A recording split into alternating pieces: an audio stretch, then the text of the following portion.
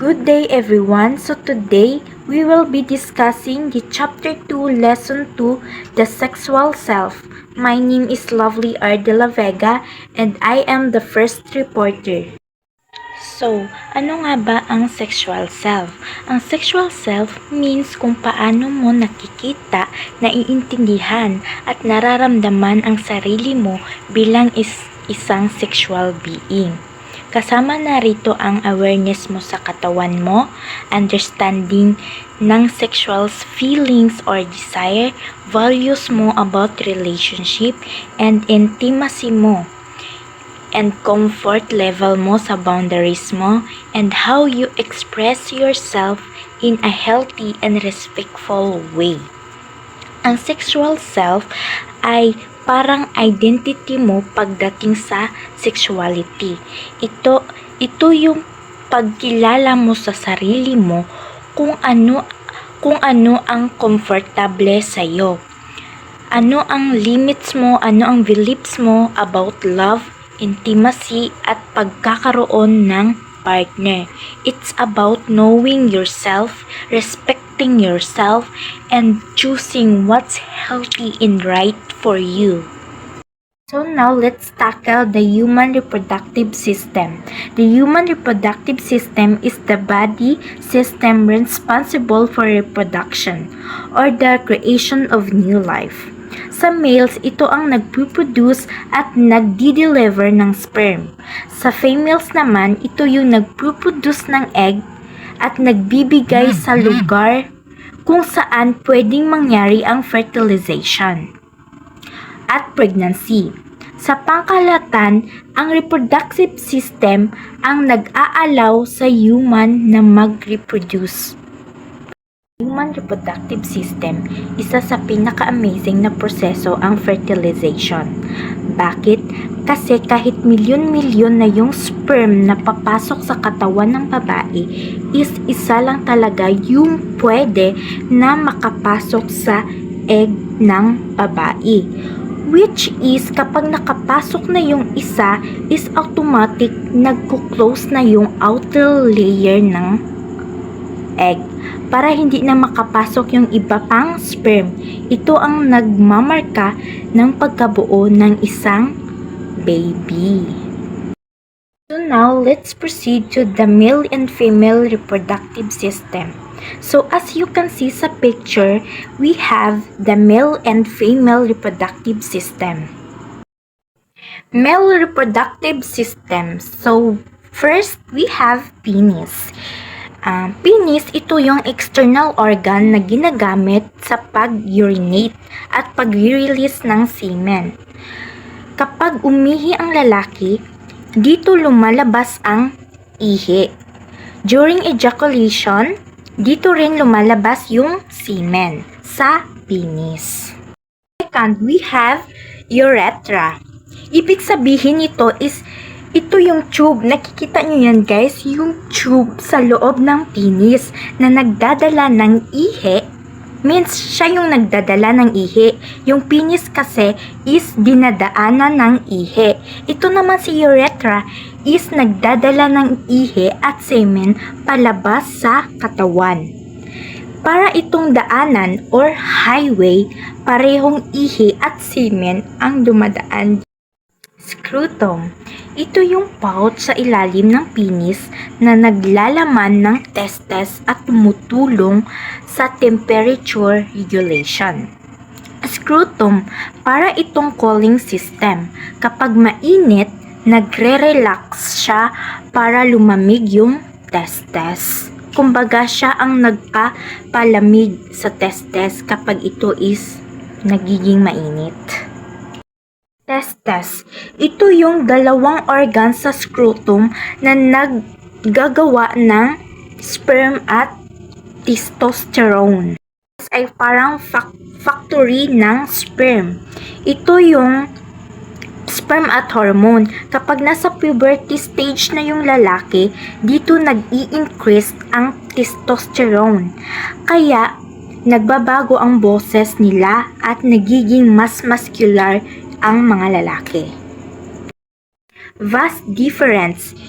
Ang vas deferens is para siyang tubong dumadala ng sperm mula sa testes papunta sa pelvic area or pelvic area. Ang vas deferens is para itong delivery tube. Nagdadala ng sperm para maihatid o pagpahaluin sa fluids bago lumabas bilang semen. So now, let's proceed to the seminal vesicle. Seminal vesicle is ito yung gumagawa ng fluid para mabuhay yung sperm. So, gumagawa siya ng fluid para mabuhay yung sperm. Lastly is prostate gland. Nagdadagdag ng fluid para mabuo ang semen. Kung sa seminal vesicle is gumagawa siya ng fluid, sa prostate gland naman is nagdadagdag siya ng fluid. So now, let's proceed to the female reproductive system. First is ovaries. Ang ovaries is ito yung dalawang maliit na organ sa pelvic area na gumagawa ng eggs at hormones tulad ng estrogen at progesterone. Ang ovaries is para itong egg factors. Bawat buwan, naglalabas ito ng egg para sa potential fertilization. Second is fallopian tube. Ang fallopian tube is ito yung dalawang tubo na nagdadala ng egg mula sa ovary papunta sa uterus. Ang fallopian tube is para itong highway para sa mga egg. Dito rin kadalasang naggaganap ang fertilization kapag may sperm. Uterus, ito yung organ na kung saan pwedeng lumaki yung fertilized egg hanggang sa maging fetus. Cervix, lower part ng uterus na nagko-connect sa vagina. Kung saan yung cervix at vagina is connected lang sila.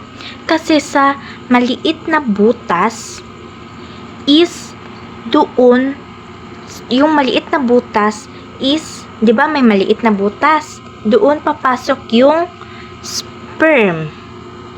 Kasi para siyang doorway papunta sa uterus. Tapos binubuksan at sinasara ito depende sa cycle ng babae. Vagina, muscular tube na nagdadala ng sperm papunta sa uterus at ginagamit din ito sa childbirth. So, yung vagina is, ito yung nagdadala ng sperm papunta sa uterus. At yung vagina is, dito lumalabas yung bata kapag nanganganak ang mga babae. So now, let's proceed to the development of human reproductive organs. So, the human reproductive organs is during development, mga isang buwan bago ipanganak ang baby boy is nabubuo na yung testes niya sa loob ng abdominal cavity. So, hindi pa siya ipinanganak or hindi niya pa kapanganakan is nabubuo na yung testes niya.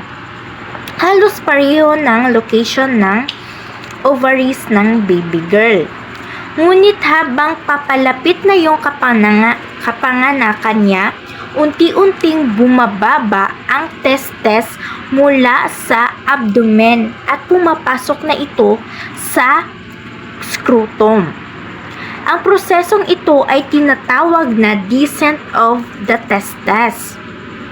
At mahalaga ito para sa normal na production ng sperm pagdating ng puberty. So, tungkol sa mga common disease sa reproductive system is ito yung sa mga kababaihan. Breast cancer, isa sa pinaka-common na cancer sa adult females. The second is cervical cancer. Laganap din kadalasan may kinalaman sa HPV infection. Sa mga kalalikihan naman is Prostate cancer. Karaniwan sa adult males, madalas dulot sa prostate hypertrophy o paglaki ng prostate. Sexual development. Ito ay parte ng human development na pwedeng ma-predict pero hindi lahat ay pare-pareho ang pattern o bilis ng pagbabago. For example is, may mga bata na maagang tumangkad o nagkakaroon ng interest sa opposite sex, samantalang ang iba naman ay mas late. Puberty. Puberty occurs around age 9 to 13 in females and 10 to 13 in males, where the reproductive system starts to develop maturely. Take a look at the picture. Pansin nyo ba sa mga lalaki is habang sa puberty stage nila is nagkakaroon sila ng balbas and mas lalong lumalalim yung kanilang boses. And nagkakaroon din sila ng hair sa private part. For example is sa underarms and sa baba. And sa mga females naman is lumalaki ang kanilang mga dibdib at nagkakaroon ng hugis yung kanilang mga hips. At usually sa ibang mga girls is during puberty stage is nagkakaroon na sila ng menstruation. Human sexual response. Biologically, factors tulad ng presence ng androgens, estrogens at progesterone ay nagpa-prime o naghahanda sa tao para sa sexual activity. At sa sexual response cycle ay isang model na nagdi-describe ng mga physiological responses na nangyayari habang may sexual activity. For example, kapag may attraction o sexual stimulation, nag-iiba ang heart rate, breathing at blood flow part. Ito ang sexual response cycle. Desire phase. Sa phase na ito, nagkakaroon ng sexual urges bilang response sa sexual cues o fantasies. Basically, dito nagsisimula yung interest o attraction sa sexual activity. Arousal stage. Ito ang stage kung saan nakakaramdam ng sexual pleasure at may mga physiological sign ng sexual arousal. Sa lalaki, nagkakaroon ng tumsin or pagtaas ng blood flow sa penis, kaya ito tumitigas or tumatayo. So kapag yung lalaki naka-feel ng pressure, tumatayo ang penis nila or tumitigas. Sa babae naman is nagkakaroon ng breast tumsin, erect nipples. So very sensitive yung nipples nila. Doon sila nakakuha or nakaka-feel ng pleasure. Next is plateau. Ito yung isang brief period bago marating ang orgasm. Dito patuloy ang sexual arousal pero hindi pa peak ang sexual pleasure. Basically, parang last stage bago ang climax sa sexual response cycle. Orgasm phase. Ito ang stage kung saan nararamdaman ang peak sexual pleasure at may physiological response. Sa lalaki, nararamdaman ang inevitability ng ejaculation. Tapos may paglabas ng semen. Sa babae naman, may contraction sa walls ng lower third ng vagina. For example, parang climax sa sexual activity kung saan ramdam na talaga ang kasiyahan ng katawan.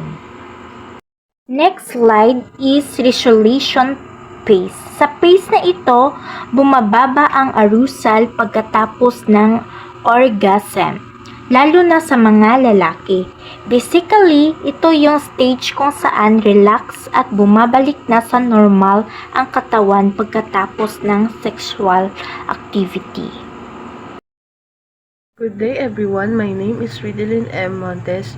I am reporter number 2 and this is the continuation of our report. Let's tackle about the 5 circles of sexuality. Number 1, sensuality. Awareness and feelings about your own body and others people's bodies, especially the body of sexual partner. So, when we say sensuality, dito pumapasok yung comfort level natin with physical touch at physical connection. So, basically, sensuality is about we appreciate and responded to physical sensation. So, for example, kapag comfortable ka sa paghawak, pagyakap o physical closeness with your partner, that shows sensuality. Ibig sabihin, aware ka sa feelings ng katawan mo at marunong kang i-respect yung comfort level ng ibang tao. Next is number 2, sexual intimacy is the ability to be emotionally close to another human being and to accept closeness in return. So, when we say sexual intimacy, ibig sabihin, hindi lang ito tungkol sa physical contact. Kasama rin dito ang trust, comfort, at pagiging open sa feelings ng isa't isa. For example, kapag kaya ninyong mag-open up, emotionally mag-usap ng seryoso at magtiwala sa isa't isa, that's sexual intimacy. Hindi lang physical, kundi emotional connection din.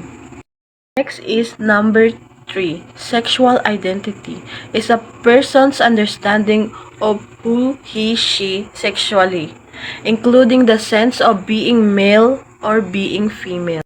So, sexual identity naman po is about how person understand themselves sexually. Kung paano nila naiintindihan kung sila ay male or female. Ito yung awareness ng tao tungkol sa sariling sex, characteristic at kung paano nila ito nakikita sa sarili nila. In short, sexual identity is knowing and understanding who you are sexually, kung lalaki ba or babae ka. Next is number 4, reproduce and sexual health. These are person's capacity to reproduce and behaviors and attitudes that make sexual relationships healthy and enjoyable.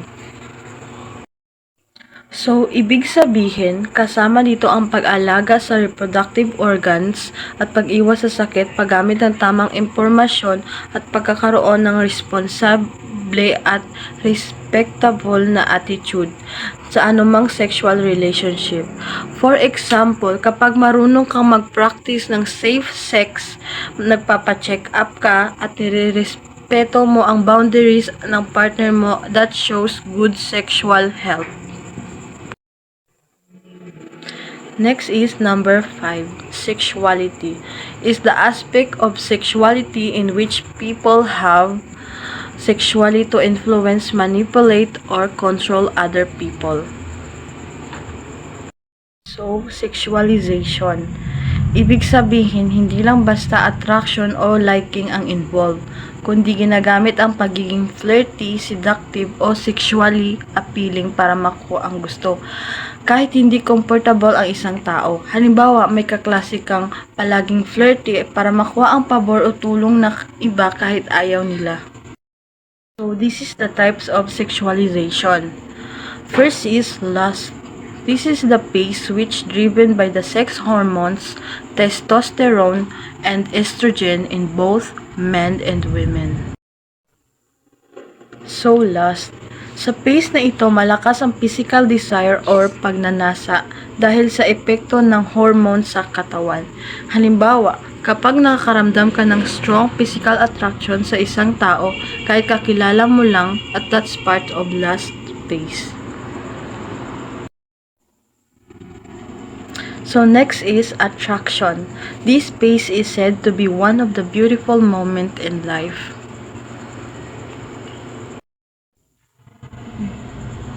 Attraction. Sa phase na ito, nagsisimula tayong magkaroon ng strong interest, kilig, at excitement toward a person. Dito mabilis na tumitibok ang puso, mas gusto natin silang makasama at mas nagiging focus tayo sa kanila. So, for example, kapag lagi mong hinahanap-hanap ang presence ng isang tao, kinikilig ka kapag kasama mo siya, excited ka lagi at makita siyang yan ang attraction phase. Is attachment is a bond helping the couple to take the relationship to advanced level. So, attachment is the third phase. At ito yung bond na nabubuo sa pagitan ng dalawang tao na tumutulong para umusad ang relasyon nila na more serious or advanced level na. Dito nagkakaroon ng tiwala, stability, and a long-term commitment. For example, kapag komportable na kayong mag-share ng problems, nagtitiwala na kayo sa isa't isa, at iniisip nyo na ang future together, that shows attachment. Erogenous refers to parts of the body that primarily receptive and increase sexual arousal when touched in a sexual manner. Basically, ito yung bahagi ng katawan na nag-react agad sa sexual touch. Types of human behavior. Number 1 is solitary behavior. Self-gratification means a self-stimulation that leads to sexual arousal and generally sexual climax. Ang self-gratification ay self-stimulation na nagre-resulta sa sexual arousal at kadalasang sexual climax. So basically, ito yung sexual activity na ginagawa ng tao sa sarili niya. Or in short, nagsasarili sila. Next is number 2, socio-sexual behavior. Heterosexual behavior is the greatest amount of socio-sexual behavior that occur between only one male and one female. Sa social sexual behavior, ang heterosexual ay pinakakaraniwang anyo ng socio-sexual behavior. Nangyayari ito between one male and one female at kadalasang bahagi ito ng romantic at sexual relationships. Socio-sexual behavior isn't just about sex. Ito rin ay tungkol sa communication, attraction, at interaction sa partner. So, madaling sabi, ito yung sexual behavior na nangyayari pagitan ng dalawang tao bilang bahagi ng kanilang social and emotional connections. So ngayon po, i-explain ko yung nervous system factors na related sa sexual response. Sexual response po is highly dependent sa activity ng nervous system. Ibig sabihin kung paano nagre-respond ang katawan natin like arousal or excitement ay controlled ng utak at ng mga nerves.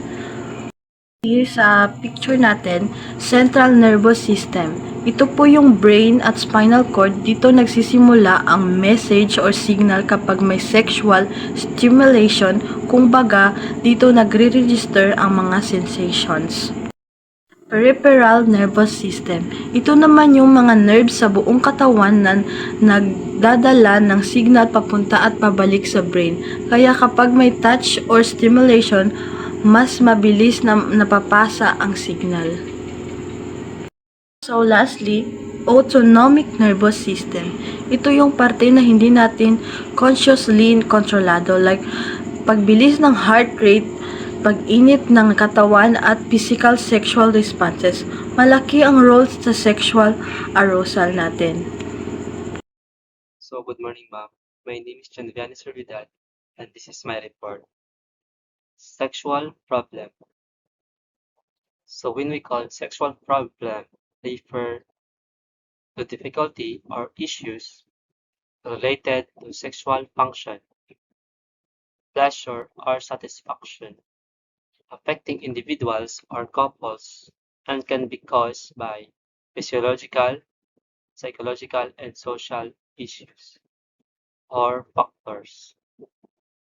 So, sexual problem. Sexual problem may be classified into 3 categories: physiological, psychological, and social. So, when we call physiological factor, can include medical condition or physical imitation, while psychological factor might involve mental health or emotional well-being, and social factor could encompass relationship, cultural norms, or societal expectation. So the diversity of human sexuality.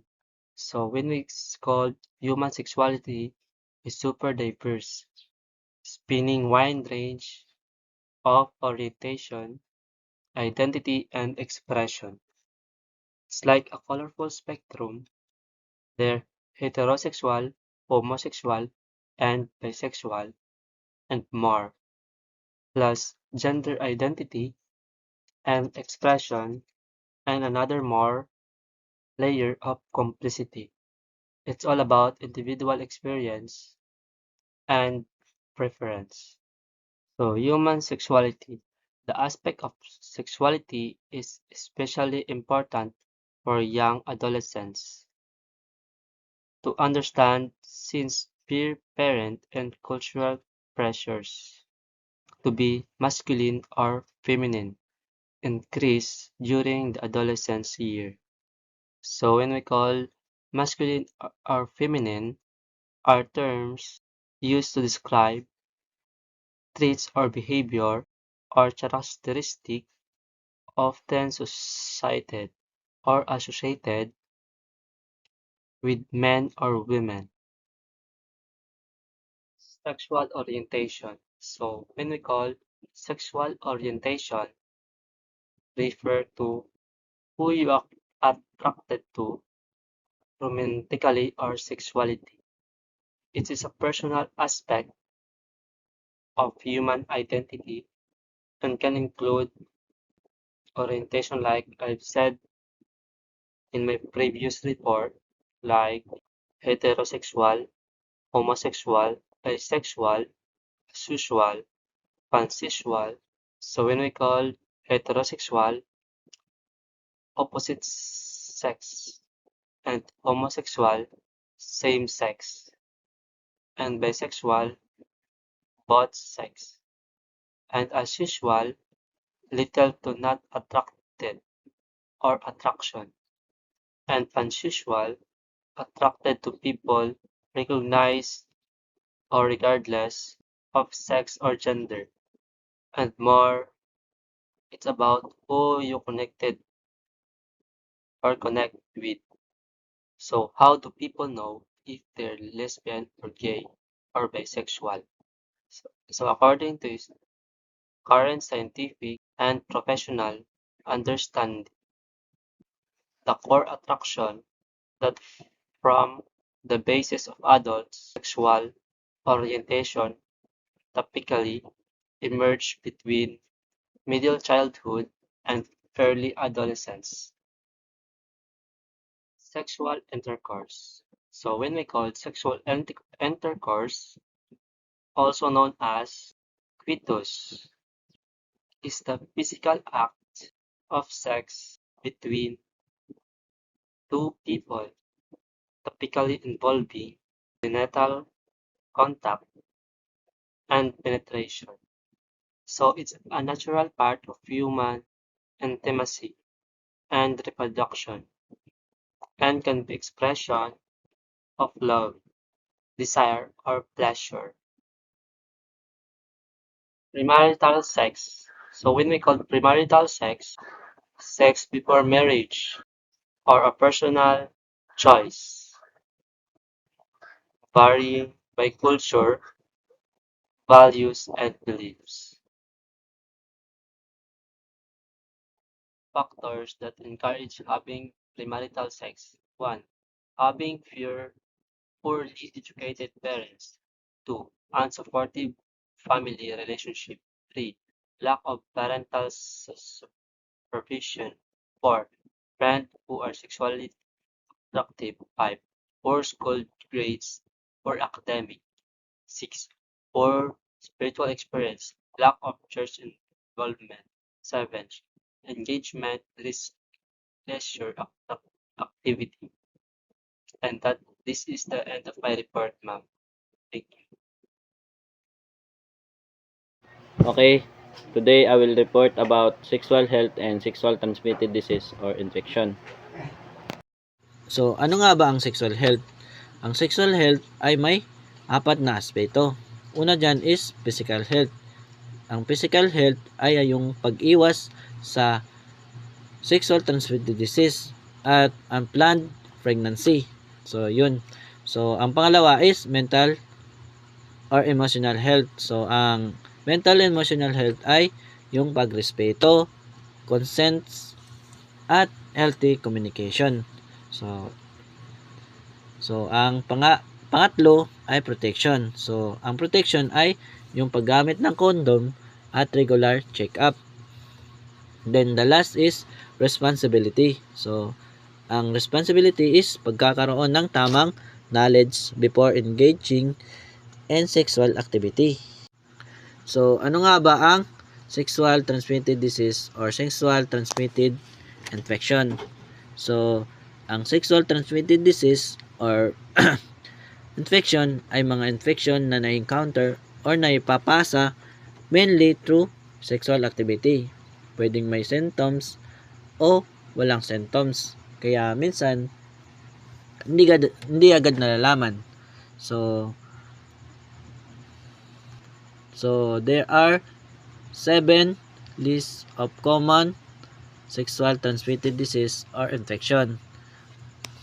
Una is chlamydia or bacterial infection. Pangalawa is gonorrhea or tulo sa Tagalog. Pangatlo is syphilis. Ang pangapat is chancroid. Ang panglima is HPV or yung human papilloma virus. Ang panganim is herpes simplex virus. At ang pangpito, and the last one is trichomoniasis. Chlamydia, bacterial infection causing discharge or pain during urination. So, yun, ang chlamydia daw is infection dulot ng bakterya na nagdudulot ng kakaibang discharge at pananakit kapag umihi. So, based on my research, ang chlamydia daw ay isa sa pinakakaraniwang STD. Madalas walang sintomas kaya hindi agad nalalaman. So, ba't kailangan natin itong gamutin agad? Kasi kapag hindi nagamot, pwedeng makasira sa reproductive organs natin. At ang malala dito is pwede itong magdulot ng pagkabaog. So, yun ang chlamydia. So, sana naunawaan nyo at naiintindihan ninyo. Salamat. So, punta naman tayo sa gonorrhea. Gonorrhea or tulo causes burning sensation during irritation. So, yun, ang gonorrhea o tulo sa Tagalog ay sanhi daw ng bakterya at nagdudulot ng matinding hapdi kapag umihi. So, paano ba natin nalalaman na merong gonorrhea o tulo ang isang lalaki o isang babae? So, sa lalaki ay kadalasan may lumalabas na nana sa kanilang ari. Sa babae naman is may kakaibang vaginal discharge. So, sa babae is kailangan nilang gamutin agad at huwag pabayaan. Kasi kapag napabayaan nila yan, maaaring makaapekto sa fertility nila at magdulot ng pubic inflammatory disease. So, ano nga ba ang pubic inflammatory disease o PID? So, ang pubic inflammatory disease ay infection sa loob ng organs ng babae, tulad ng uterus o matres ng babae at fallopian tube at ovaries nila. So, yun. So, punta naman tayo sa syphilis. Syphilis starts with painless sore, can damage organ if untreated. So, there are 3 stages of syphilis: primary, secondary, and tertiary. So, yun. Ang syphilis daw is nagsisimula sa maliit na sugat na hindi masakit. So bakit nga ba natin kailangan gamutin ang syphilis? So, kapag kasi hindi ito ginamot agad, is pwedeng makapinsala sa utak natin o puso o kaya sa ibang organs natin. So, ang syphilis ay may 3 stage: primary, secondary, at tertiary. So, yung primary ng syphilis is painless sore. So, o kaya tinatawag nilang Chancre. So, ano nga ba ang Chancre? Ipakita ko na lang sa picture. Ito yung Chancre sa taas. So, ang secondary is skin rashes at lagnat. So, alam na natin yung rashes. Yun, ganun. So, sa tertiary is malubhang damage sa organs. So, mapanganib kapag umabot tayo sa huling stage. Chancroid, a painless genital ulcer. So, chancroid. Chancroid daw is infection na nagdudulot ng masakit na sugat o ulcer sa ari. Then, chancroid ay bacteria STD na bihirang ngunit masakit. Bihira lang to eh. So, ang chancroid ay nagdudulot ng namamagang lymph nodes na malapit sa ari. So, ito is mga kadalasan dito is yung mga lalaki. So, ano lang yung kailangan nilang nila is antibiotics para gumaling ito. So, yun ang chancroid, yung masakit na sugat o ulcer sa ari. Herpes simplex virus or HSV. Herpes simplex virus is a painful blister on mouth or genitals. There are two kinds of herpes simplex virus, HSV1 and HSV2. So, yun, ang herpes simplex virus daw o HSV ay nagdudulot daw ng masakit na paltos o singaw sa bibig o sa ari. May dalawang uri ang HSV. Una ay HSV1 at HSV2. So, ano nga ba ang HSV1?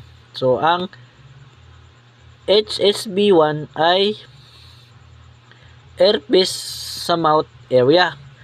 Yung nagkakaroon ka ng small paltos sa lips. So, usually nakukuha sa alik o gamit ng ibang tao. So, yan ang HSV1. So, ano naman ang HSV2? So, ang HSV2 naman ay herpes sa private part. Mas naipapasa ito sa sexual contact at nagdudulot ng masakit na paltos sa genital area. So,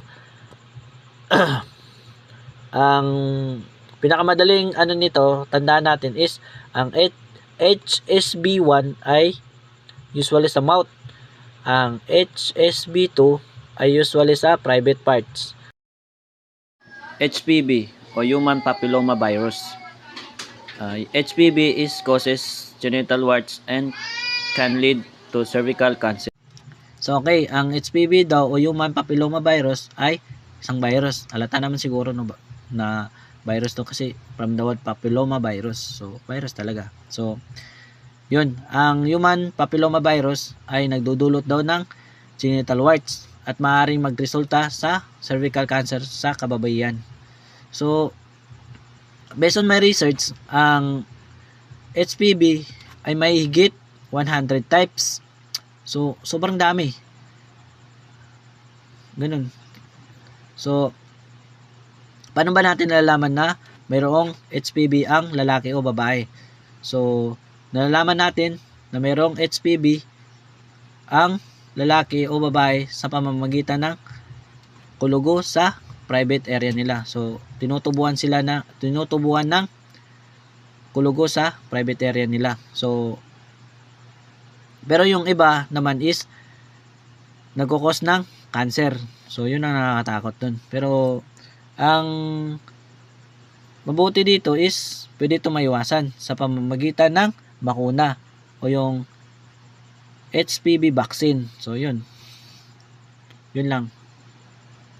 Trichomoniasis, a parasite infection causing foul-smelling discharge. So, ang trichomoniasis daw is infection dulot ng parasite. So, nagdudulot daw ng masamang amoy sa discharge ng private part. at pangangati. So, paano ba natin malalaman mayroong trichomoniasis ang isang tao o babae o lalaki? So, karaniwang sintomas sa babae ay mabahong discharge. Kumbaga minsan may lumalabas na kulay yung discharge nila. Minsan dilaw, minsan verde. Then pangangati at saka pananakit. So, sa lalaki naman is kadalasan walang sintomas. So, ang trichomoniasis is madaling magamot gamit lang ang oral medication. How do people get age? Age is developed through 1 is body fluids, 2 is intravenous, and 3 is sexual intercourse. So, yun. Paano ba nakukuha ang age o HIV transmission? So, una is body fluids. So, kapag sinabi po nating body fluids, ibig sabihin, likido sa katawan na may HIV. Ito yung dugo, semen, vaginal fluids, anal fluids, at breast milk. So, kapag pumasok ang mga likidong ito sa katawan ng ibang tao, doon nagkakaroon ng chance na may pasa ang HIV. So, ang pangalawa is intravenous or drugs abuse. So naipapasa ang HIV kapag gumamit ng pinagpasa-pasaang karayom. Dahil kahit maliit na patak ng dugo sa karayom ay pwedeng maglaman ng HIV. So, napupunta ito diretso sa dugo ng susunod na gagamit. So, the last is sexual intercourse. So, paano ito nakakawa? So, kapag nakipagtalik ng walang proteksyon, yung walang condom, ganun. Sa taong may HIV, pumapasok ang infected body fluids gaya ng semen o vaginal at anal fluids sa katawan ng partner mo. So, doon pumapasok ang HIV. So, isa sa pinakakaraniwang paraan ng pagkalat ng HIV ay pakipagtalik ng walang proteksyon. Sa sex, nagkakaroon ng palitan ng body fluids gaya ng semen at vaginal fluids na pwedeng maglaman ng HIV. So, natural and contraception methods of contraception. So, natural and artificial methods of contraception, also known as birth control and fertility control. Ito ang mga paraan para maiwasan ang hindi planadong pagbubuntis at makatulong sa responsableng pagbuo ng pamilya. So, unahin natin ang natural methods of contraception. So, ito ang paraan na hindi gumagamit ng gamot o kagamitan. Ginagamit lamang ang pag-observe sa katawan ng babae. So, ano nga ba ang calendar methods? Ang calendar methods is binibilang ang mga araw ng menstruation cycle o ina-identify ang fertile at infertile days ng babae. So, ano nga ba ang fertile days at infertile days? So, ang fertile days ay pwedeng mabuntis at infertile days ay mababa yung chance na mabuntis. So lagi lang natin natandaan is kapag fertile days is maiwasan yung pagbubuntis o maiwasan yung makabuntis. Basta kapag fertile days, iwas muna sa pagtatalik kung di pa ready makabuntis o mabuntis. So sa ano naman tayo sa pangalawa, sa cervical Monkus method. So ano ang cervical Monkus method is dito naman is inoobserbahan ang itsura ng Monkus sa ari ng babae. So kapag malinaw o stretchy, ibig sabihin fertile yun.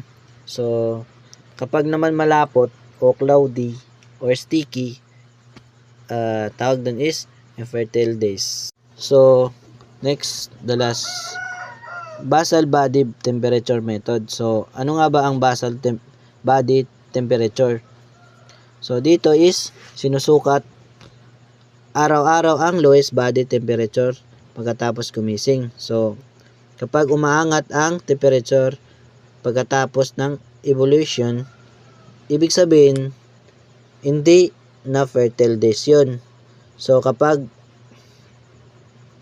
bumaba, ibig sabihin, fertile days yun. So, bawal yun, ganun. Like, may chance, ganun. In short, ang natural methods ay pag-monitor ng cycle plus MONCOS plus body temperature para alam kung kailan safe at hindi. So, let's proceed to artificial methods. So, ang artificial methods is, ito naman ay gumagamit ng medisina o device para maiwasan ang pagbubuntis. Una is hormonal methods. So, ang hormonal methods ay may oral contraceptives o yung pills, transdermal patch, vaginal ring, subdermal implants, at hormonal injection. So, ito is pinipigilan. So, paano ito gumagana? So, pinipigilan nito ang ovulation o paglabas ng egg. So, pangalawa is intrauterine device o IUD. Ano nga ba ang IUD?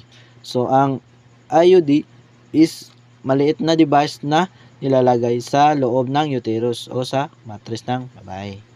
So, ang IUD is very effective at tumatagal ng 3 to 10 years depende sa klase.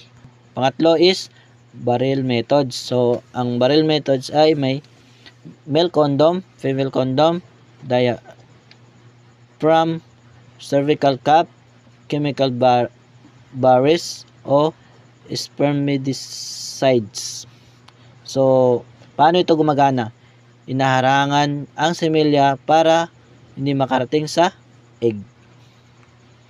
Ang pangapat is surgical methods. So, ang surgical method is may vasectomy sa lalaki at sa babae is tubal ligation. So, and permanent method na hindi na babalik. Ganon.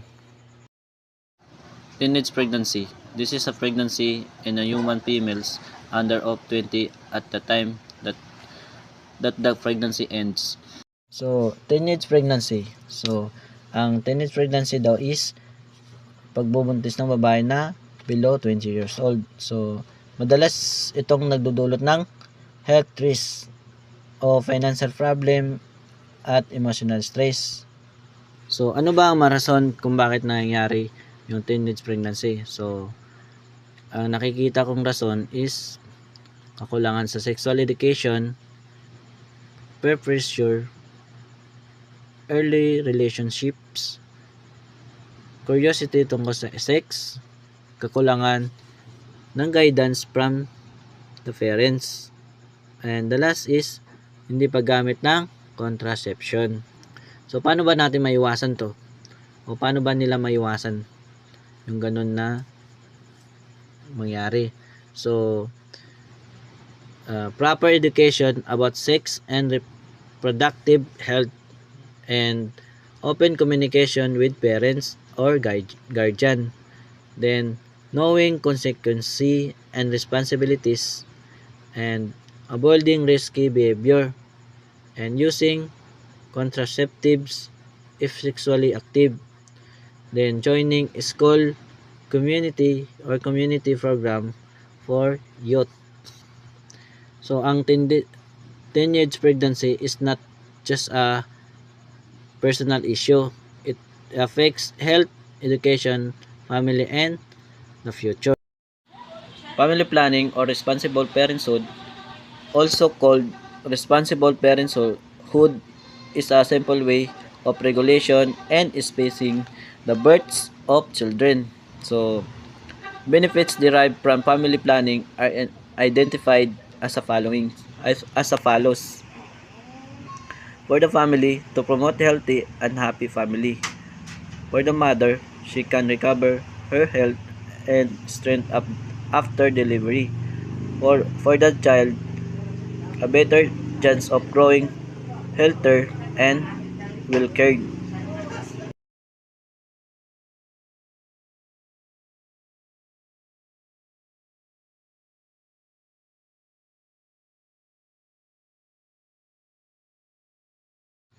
So, let's proceed to family planning or responsible parenthood. So, ano nga ba ito? Ito ay paraan para maayos na pagpaplano ng bilang at pagitan ng mga anak. So, ano ba ang benepisyo nito? Para sa pamilya, nagiging mas healthy at masaya ang family relationship. At para sa ina, mas may oras gumaling at bumalik ang lakas pagkatapos manganak. So, para sa bata naman is mas may tsansang lumaking healthy o may sapat na care at attention. So, ang contraception at family planning ay hindi lamang tungkol sa pag-iwas sa pagbubuntis. Ito ay tungkol sa kalusugan, responsibilidad at mas magandang kinabukasan para sa pamilya. Yun lang po, salamat.